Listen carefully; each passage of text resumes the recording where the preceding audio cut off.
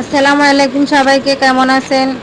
তো চলে আসলাম আরেকটা রান্নাবান্নার ভিডিও নিয়ে আপনাদের মাঝে। এই যে আজকে সকালবেলা নাস্তা হচ্ছে পরোটা। পরোটা বাহির থেকে আনা হয়েছে, আমার ছেলে মেয়েরা খাচ্ছে, ওর বাবা খাচ্ছে, আর আমি তো রোজা। আজকে শুক্রবার, আজকে থেকে আমি 6 রোজা শুরু করছি। তো কে কে আমার মতো শুক্রবার থেকে 6 রোজা শুরু করছেন কমেন্টস করে জানাবেন। তো এদিকে দেখতে পাচ্ছেন আমি গরুর মাংস বসাই দিয়েছি। অনেক তাড়াহুড়ো করে কাজ করছি এবং আমি স্পিডও বাড়াইছি, সেটা তো বুঝতেই পারছেন। নিচ থেকে কল করছে সিকিউরিটি, 1টা থেকে 4টা পর্যন্ত বাসায় পানি থাকবে না, ট্যাঙ্কি পরিষ্কার করবে।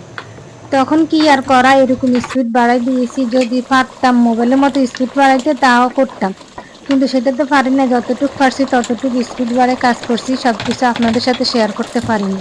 তো বলতে বলতে এদিকে দেখেন মাংসটা কষানি হয়ে গেছে, এদিকে ভাতও হয়ে গেছে আমার। অনেক সকালে ভাত রান্না হয়ে গেছে। তো এদিকে আমি মাংসটা কষানোর পর ওই যে জালি কুমড়াটা কেটে রাখছি সেটা দিয়ে দিছি, অর্ধেক দিয়েছি।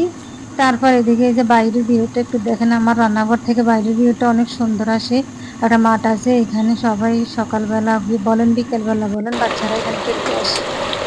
তো এদিকে আমার মাংসটাও কষানো হয়ে গেছে। এই যে দেখেন চাল কুমড়াটা প্রায় হাফ রান্না হয়ে গেছে, মাংসটাও হয়ে গেছে। এখন আমি এতে একটু পর্যাপ্ত পরিমাণ গরম পানি অ্যাড করবো, যতটুকু লাগে। এই পানিতে আমার মাংসটা রান্না হয়ে যাবে। তো এতে আমার মাংসটা রান্না হয়ে গেছে দেখেন। এখন আমি একটা বাটিতে বেড়ে নিয়ে আপনাদেরকে দেখাবো কেমন হয়েছে মাংসটা। পাতিলের ভিতরে অতটা বোঝাও যায় না। এই যে দেখেন।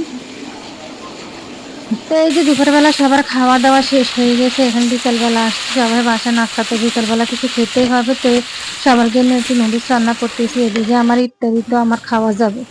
তো আমি ওই যে রান্না করা থেকে কিছু মাংস নিয়ে ছোট ছোট পিস করে এই যে নুডলসটা রান্না করতেছি, কিছু ঝোলও দিয়েছি। তারপর ওই যে আগে থেকে ভেজে রাখা ডিমটা দিয়ে দিব, তারপরে দিয়ে দিব নুডলসের মশলাটা। তো নুডলসের মশলাটা না দিলে তো টেস্টে আসে না, কিন্তু আসলে এটা শরীরের জন্য ক্ষতিকর। তারপরে এটা না দিলে তো মজাই হয় না। তো আজকের ভিডিও এখানে পর্যন্ত, সবাই ভালো থাকবেন, সুস্থ থাকবেন, আল্লাহ হাফেজ।